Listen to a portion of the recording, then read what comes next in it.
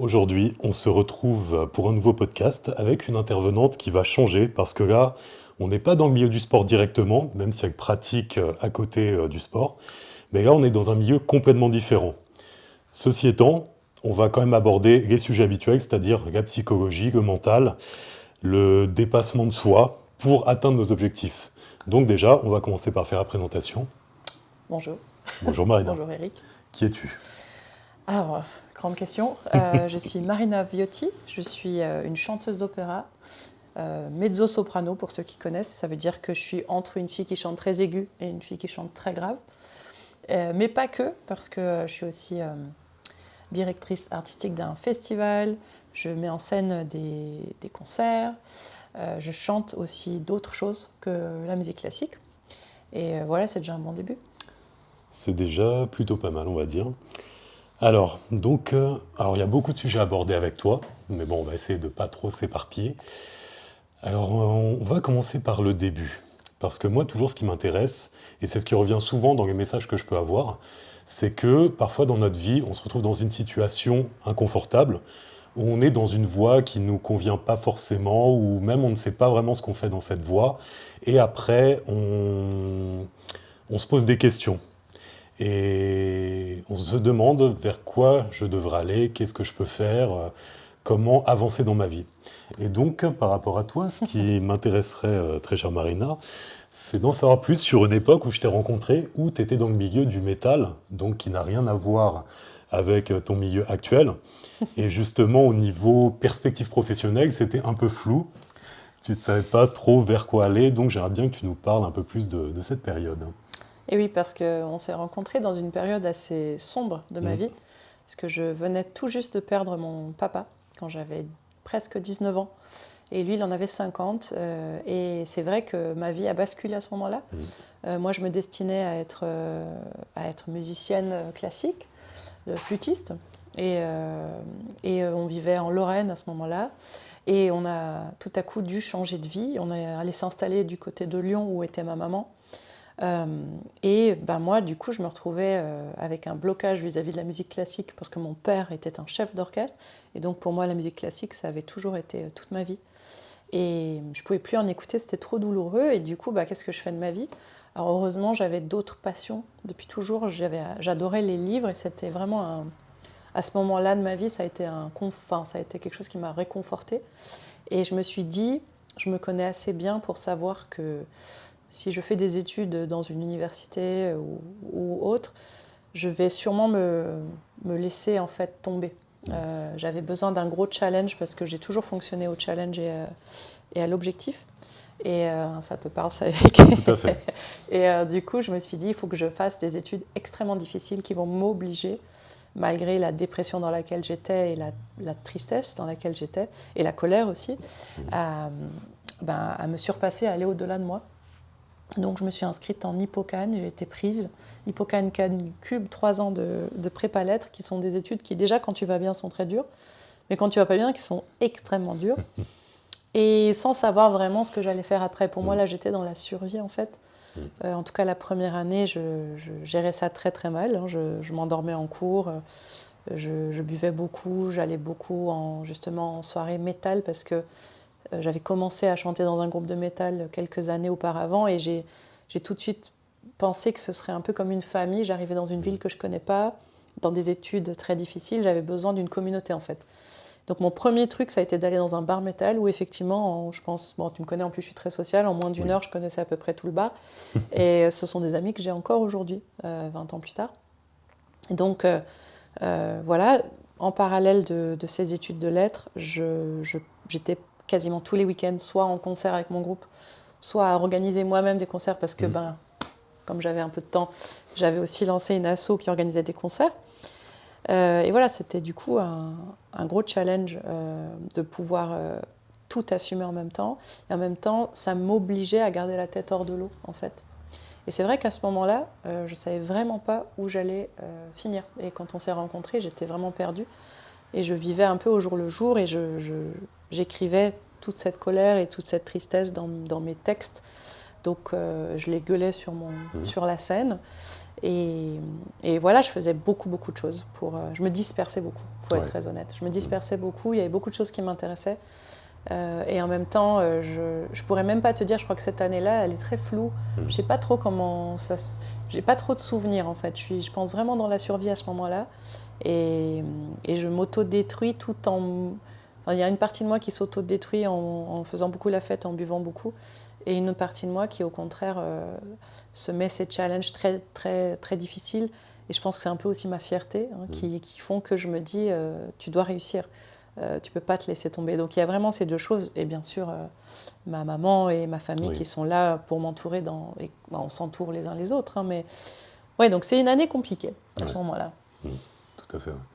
Et justement, qu'est-ce qui t'a ramené vers la musique classique en fait? Qu'est-ce qui fait que tu n'as pas continué dans cette sorte de descente, on va dire, ou tout du moins de stagnation, où tu étais dans une situation où tu n'avançais pas vraiment? Qu'est-ce qui t'a emmené au final à te reprendre en main et à bâtir ta carrière? Il y a pas mal d'éléments. Il y a pas mal d'éléments déclencheurs. Déjà, l'échec, parce que j'échoue la première année de prépa. Je suis dans les 5 derniers de la classe. Et moi, toute ma vie, j'étais dans les 3 premiers. Donc ça, c'est quelque chose qui est très dur pour mon amour-propre. Et surtout, en fait, plus que l'amour-propre, c'est les gens qui croient en moi à ce moment-là et qui me font passer quand même en deuxième année. D'accord. Et ça, il n'y avait aucune raison qu'ils le fassent, parce que je ne méritais pas dans les résultats. Mais ils ont vu que j'étais quelqu'un qui était juste en difficulté et qui avait besoin. Et il y a eu vraiment, je me souviens, en plus j'étais déléguée de la classe, évidemment. Donc j'ai vraiment eu ce moment où j'ai assisté à ma propre sentence, entre guillemets. Je voyais la moitié des profs qui disaient « mais c'est inadmissible, elle ne peut pas passer ». Et l'autre moitié qui disait « elle a le potentiel, c'est juste qu'elle vit quelque chose de difficile ». Et pour ceux qui se sont battus et qui ont eu gain de cause, notamment la directrice de l'époque, Madame Joly, pour ces gens-là, je me suis dit « je dois réussir ». Pour ma mère, pour tous ces gens qui m'ont soutenue dans cette période un peu dark. Il fallait quand même imaginer une gothique en prépa littéraire, j'étais assez... C'est un concept. Voilà.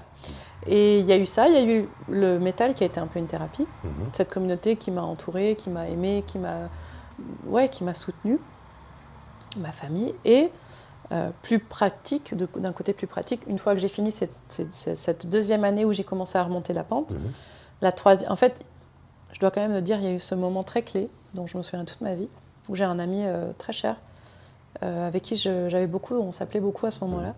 Et un jour, il m'a dit, écoute, moi j'en ai marre, il y a un moment, il va falloir que tu fasses un choix, soit tu vis, soit tu meurs, mais cet entre-deux où tu es tout le temps en train de te plaindre et tu es malheureuse, mais tu fais rien pour changer, moi ça me saoule. Et je me souviens avoir été tellement estomaquée par son... Je me suis dit, mais quelle outrecuidance de me parler ainsi. J'étais très fâchée contre lui. J'ai raccroché, j'étais en larmes. Et après, je me suis dit, il a raison.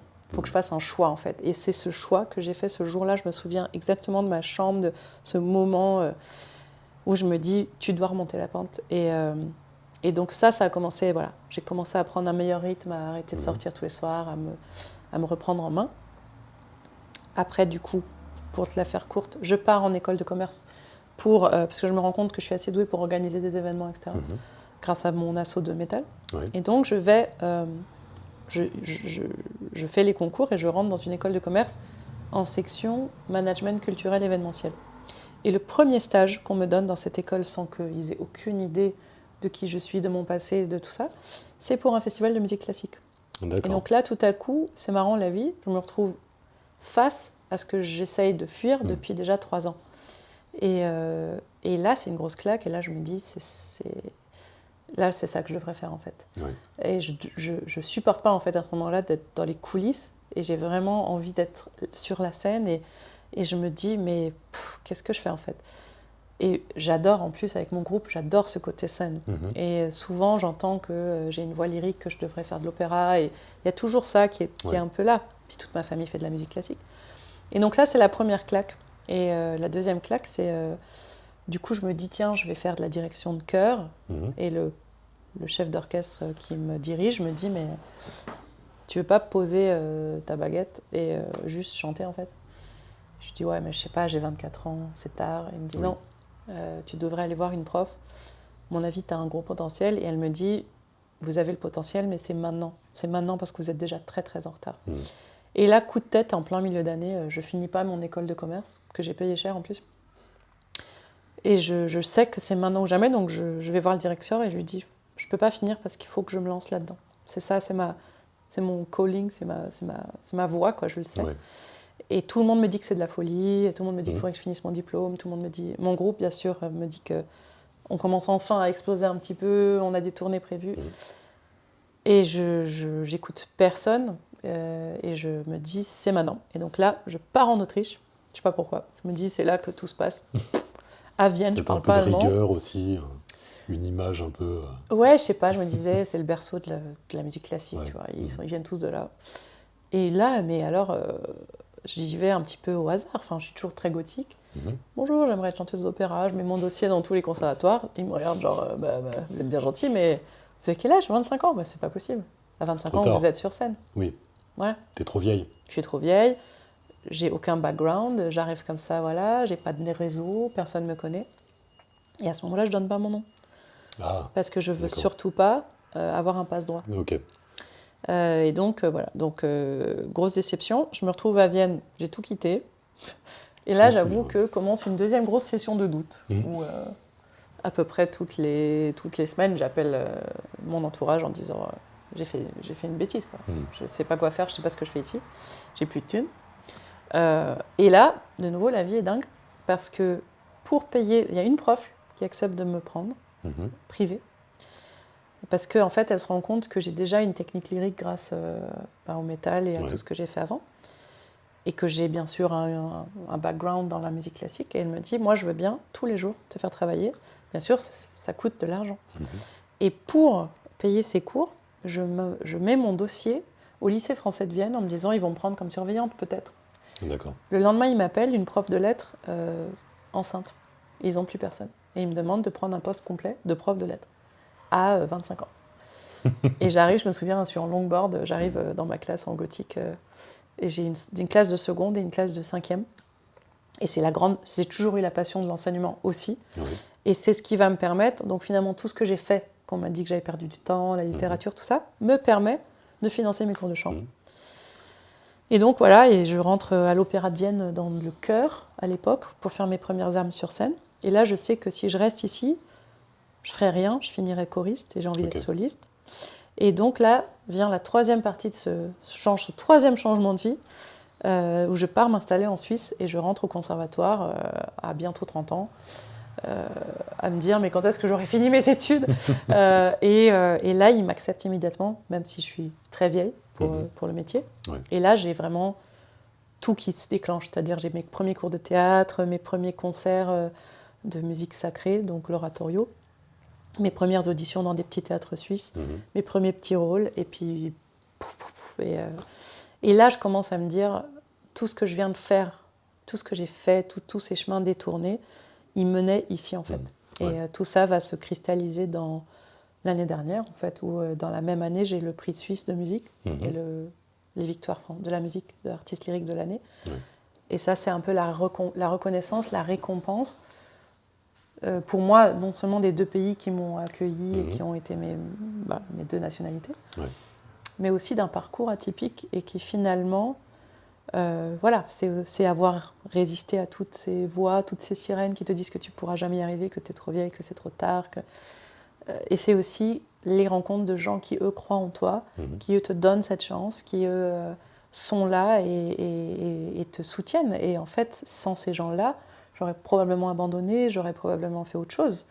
Et même d'ailleurs, le directeur de l'école de commerce vient me voir maintenant au concert parce qu'il m'a soutenu, il m'a fait un prix, il a été hyper... D'accord. Il a quitté l'école juste après d'ailleurs.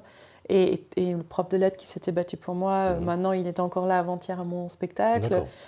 C'est des gens qui ont compté, je les oublie pas, je sais qui ils sont et je sais à quel point ils ont été importants. Il y a eu plein de points intéressants, mais là, le truc auquel je pense, c'est l'importance de l'entourage et aussi l'importance de à qui on accorde son écoute. C'est-à-dire que là, par rapport à tout ce que tu m'as dit, tu as eu d'un côté, évidemment, plein de gens qui te disaient « Ouais, c'est de la folie ce que tu fais, c'est pas cohérent, tu prends trop de risques ».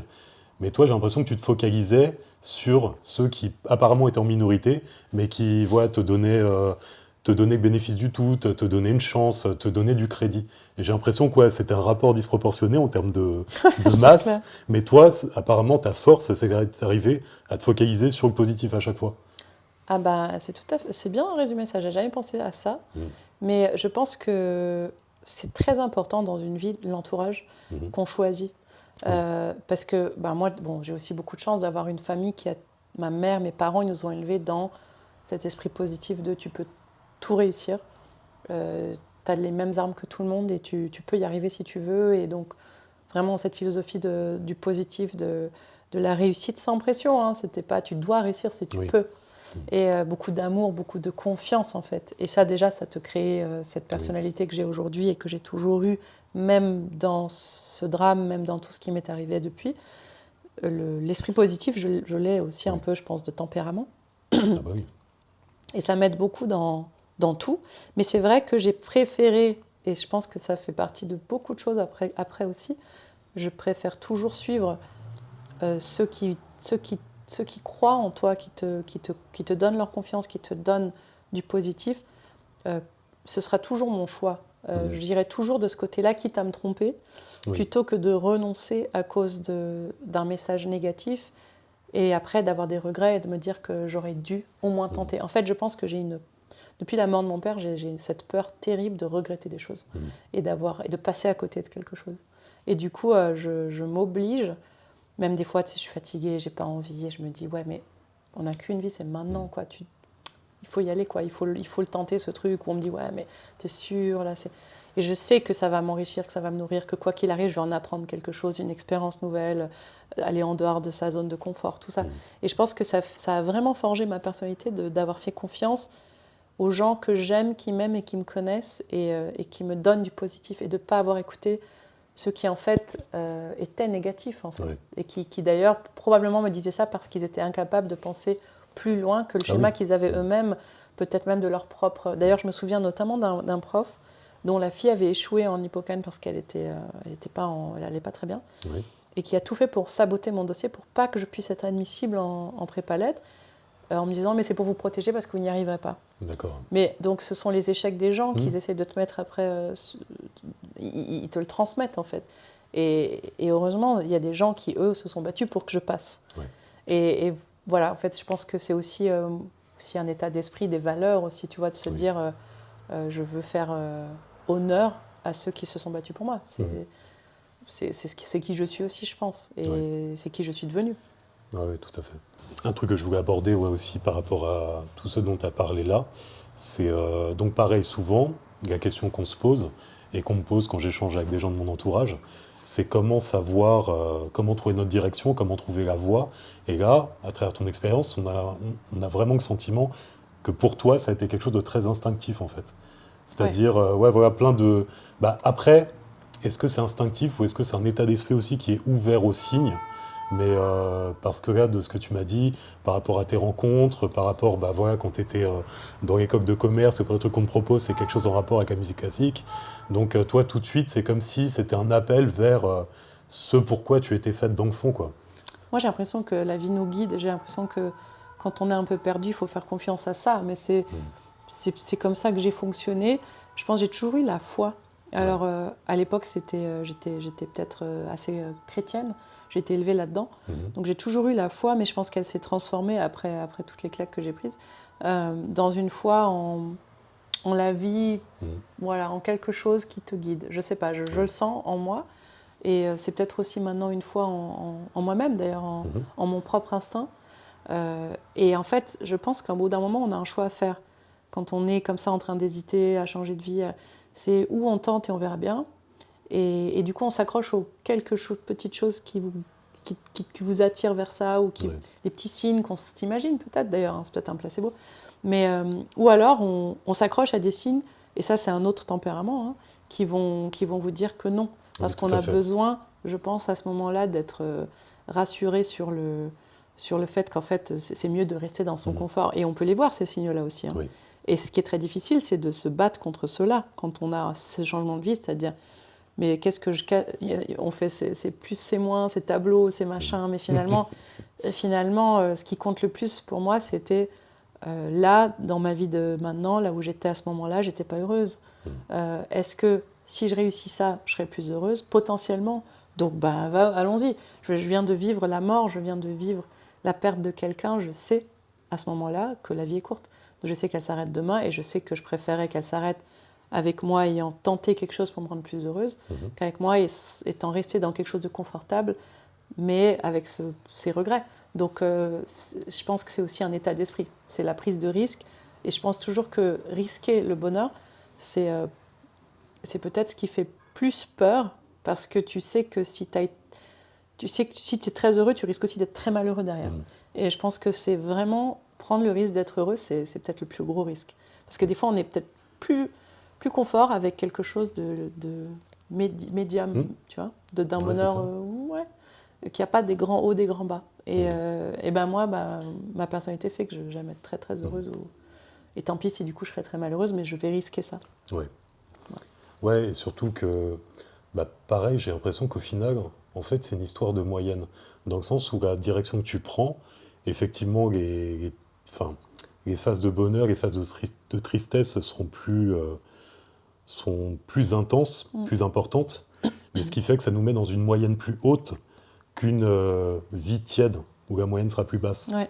C'est un peu une idée que je me fais de cette façon Après, de si voir. tu regardes le bouddhisme, je crois que c'est vraiment l'éloge justement de cette vie tiède.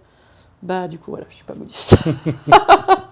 Je suis plus, j'aime vraiment moi la vie en fait, je pense. Et je pense que j'ai envie de la vivre à fond. Et surtout depuis, avec tout ce qui s'est passé depuis, j'ai vraiment j'en parlais ce matin, c'est marrant, vraiment ce côté, j'ai un problème avec le temps. J'ai l'impression que j'ai pas assez de temps pour tout faire, pour tout vivre. Je connais. Ouais, c'est difficile le rapport au temps et je me dis, punaise, il y a déjà tellement eu de temps perdu. Et j'essaye de me dire que c'est pas du temps perdu.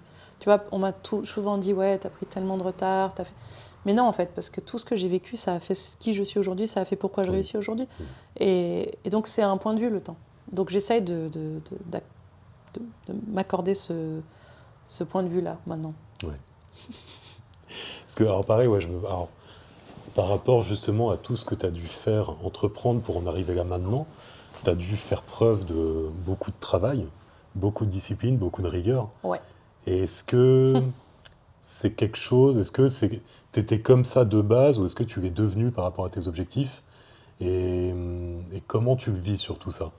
Parce que ce que je veux dire par là, c'est que souvent, les gens ont une image très cliché de la discipline, comme quoi on vit plus. La rigueur, tout ça, c'est un peu des notions un peu barbantes pour beaucoup. Mais au final, comme je le dis toujours aussi, c'est le prix à payer si on veut atteindre des objectifs significatifs. Tout à fait. C'est tout à fait quelque chose que j'ai dû apprendre parce que je ne suis pas quelqu'un de rigoureux de base. Donc, j'ai toujours été je travaille très efficace parce que je travaille bien et vite. Mais j'aime pas, en fait, travailler trop non plus. C'est pas trop ma personnalité de me surcharger de travail.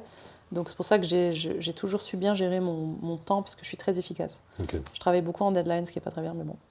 Mais la rigueur, la discipline, j'ai dû l'apprendre en prépa, j'ai dû l'apprendre dans mon métier aujourd'hui. Et je suis passée dans un extrême parce que justement, j'avais des objectifs et j'avais pas de temps. Il fallait que je rattrape du temps, donc j'ai dû être vraiment... Je suis une bourreau de travail, je peux le dire. Je fais tellement de choses en même temps, je fais tellement de trucs. Tout le monde me dit tout le temps, mais comment tu fais? Mais tu dois être... Mais j'ai vite compris aussi que mon tempérament, ma personnalité, et je pense pour beaucoup de gens c'est pareil, je ne peux pas avoir que ça. Si j'ai que ça, je suis malheureuse. Donc si je veux atteindre mon objectif, j'ai besoin aussi pour mon équilibre personnel de vivre.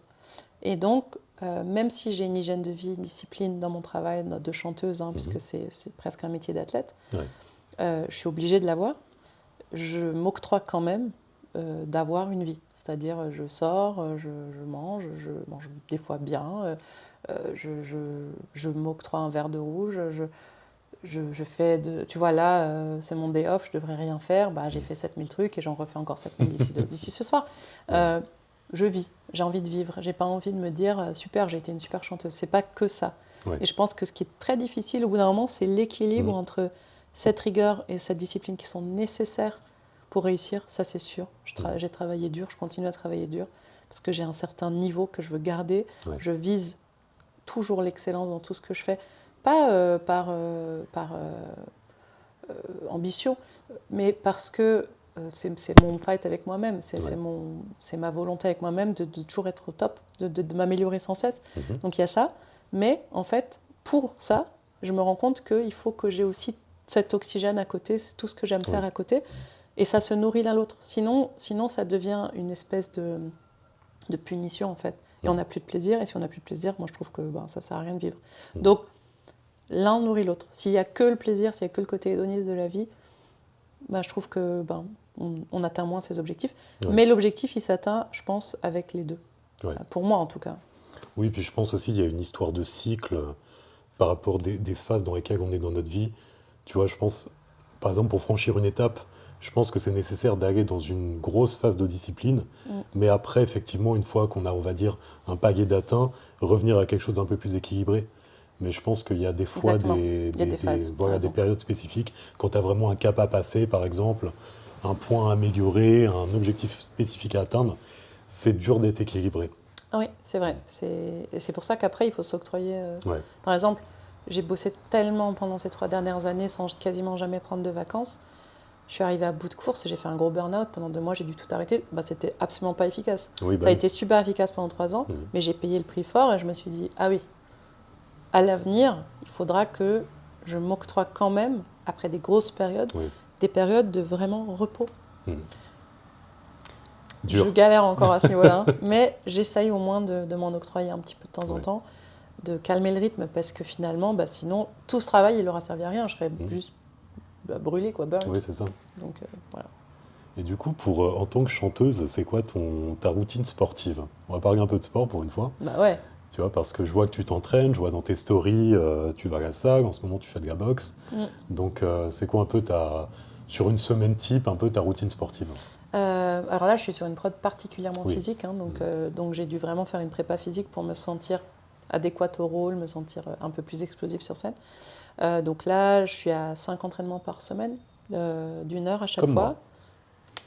Pas tout à fait les mêmes résultats, mais quand même, si j'ai perdu 4 kilos en un mois. Ah bien. Ouais, j'ai fait une diète. J'ai voulu me faire un petit challenge, justement. Ouais, je suis très fière. Avec donc 2 coachs, un qui faisait du renforcement musculaire pour étirer le muscle, parce que moi je prends du muscle très vite et ça gonfle et c'est pas très beau. Et je voulais essayer quelque chose de différent, un petit peu plus de cardio, changer un peu mon shape. Donc on a fait ça.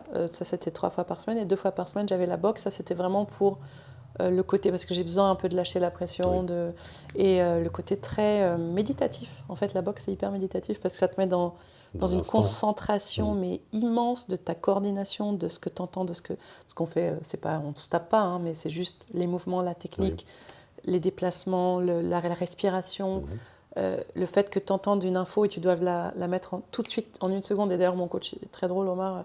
Dès que je ne fais pas, il me fait bon, là, je suis allée prendre un café. Et il se fout de moi parce qu'il y a une concentration qui est énorme et qui est la même un peu que le chant. Et donc, c'était très, très compatible, c'était très complémentaire. Et ça a fonctionné, donc j'adore. Et puis, quand c'est pas à ce point-là, dans tous les cas, je fais 4 à 5 fois par semaine du sport, que ce soit du paddle tennis, que ce soit du snowboard ou du surf, si je suis dans des endroits du golf, parce que ça me centre aussi, ça me concentre. Ou tout simplement aller à la salle, j'adore. Ça fait partie de ma routine. C'est important pour mon corps qui est mon instrument, mon souffle, mon endurance sur scène, parce qu'aujourd'hui on fait plein de trucs sur scène, très physique. Et juste mon énergie, la canaliser, la libérer et la concentrer à la fois. D'accord. Et maintenant, je me demande, alors justement, comme tu l'as évoqué tout à l'heure, là, ça a été un peu la consécration sur cette dernière année avec les victoires de la musique. Et d'ailleurs, je me demande, tiens, là j'y pense, est-ce que c'est un objectif pour toi ou tu n'y pensais pas du tout? Pas du tout. Ouais, c'est un truc qui est tombé comme ça. C'est tombé comme ça, et honnêtement, le jour des résultats, j'étais pas du tout. Enfin, j'étais sûre que ce serait pas moi. D'accord. J'ai vraiment jamais pensé que ce serait moi. Je venais d'arriver sur la scène parisienne, il y avait des gens en face qui étaient installés depuis longtemps, très très bons. Donc c'était une énorme surprise, mais c'était chouette. Et alors justement, ça va être intéressant. C'est un truc pareil des fois que j'essaie d'expliquer, comme quoi, trop souvent, alors bon, même si c'était pas un de tes objectifs, mais trop souvent on se dit, le jour où j'aurai atteint cet objectif, je serai heureux. tu vois. Et, et voilà, j'aimerais bien voir justement, parce que bon, ça s'en était pas un, mais dans ton parcours, bah voilà, devenir chanteuse lyrique, tout ça, c'était tes objectifs. Mhm. Et donc j'aimerais bien voir ton avis là-dessus, sur cette, selon moi, c'est pas ça en fait. C'est pas l'atteinte, c'est pas le C'est le résultat qui donne. chemin, Voilà, exactement, c'est ça. mais complètement. Ouais, D'ailleurs, quand ça arrive, après on fait, bah mince, maintenant je fais quoi? voilà, exact. Et du coup, c'est quoi le prochain objectif? Ouais. Et d'un côté, j'essaie de plus raisonner que en termes d'objectifs, de Mhm. profiter aussi du moment. Ça, c'est très difficile, mais j'essaye. Et de l'autre, il y a toujours plein d'objectifs qu'on peut se Oui. mettre, et il y en a plein de nouveaux. Et je me suis dit, génial, maintenant j'ai la notoriété, ben, ça va me permettre de faire passer plein de messages, d'avoir une voix Oui. médiatisée voilà, qui permet de défendre des causes, etc. Enfin, voilà, c'est une étape, mais il y en a plein d'autres. Mhm. Le chant, c'est pas mon objectif ultime. Il y a plein d'autres choses que j'ai envie de faire dans ma vie. Ouais. Le bonheur, c'est un grand sujet. Oui. C'est quoi mais effectivement, en fait, ce que j'adore, moi, par exemple, sur cette prépa physique, bien sûr, le résultat, il fait plaisir. Mhm. Mais c'est chaque jour d'avoir eu cette routine, d'avoir eu cette volonté, ces doutes, se surpasser et apprendre sur soi, en fait. Je pense que c'est ça le vrai objectif. C'est Ouais. s'améliorer. Ouais, complètement. Et là, enfin, tu viens d'utiliser le mot doute, donc du coup, ça tombe bien parce que c'est une chose dont je voulais parler. À chaque fois, justement, que tu as été sur un nouveau chemin, tu vois, comme tu as évoqué quand tu es parti en Autriche tout à l'heure et tout, ou quand tu t'es lancé à chaque fois dans une nouvelle direction où il n'y avait rien de sûr, comment tu faisais pour faire face aux phases de doute, justement? C'est ce qui est le plus difficile. Hein, Mhm. à l'époque, j'ai pas géré ça tellement bien, mais je pense que j'étais très bien entourée, enfin, surtout ma maman, Ouais. qui me disait, t'as pas fait tout ça pour t'arrêter maintenant, il faut aller au bout. Euh, et en fait, ça me booste vachement quand on me botte le cul. Ouais. Le côté empathique de oh, ma pauvre et tout, je pense que ça m'aide 2 secondes, mais c'est pas vraiment ça qui m'aide. Et je pense que c'est toujours ce côté. Moi, j'ai toujours fonctionné comme ça quand j'étais petite. Si tu me disais, de toute façon, t'es pas capable de faire ça, ou tu sais, quand on te dit, ah, bah, de toute façon, tu n'y arriveras jamais, bah, alors tu peux être sûr que j'allais tout faire pour y arriver. T'es pas Donc, cap. voilà, t'es pas cap, ça marche bien chez moi. Et souvent, quand j'avais ces moments de doute, il y avait cette voix et je me disais, non, je veux pas l'entendre cette voix, je sais que je peux le faire. Et ça me boostait en fait. Ouais. Donc c'était comme ça. Aujourd'hui, j'accepte le doute, qui fait partie de ma vie, hein, Mhm. de tous les jours. J'accepte et j'essaie de me dire que c'est ce qui va me nourrir et qui va...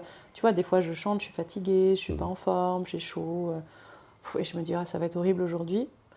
Et après je me dis, bah, ça va être moins facile, mais peut-être que ça va faire naître quelque chose de nouveau.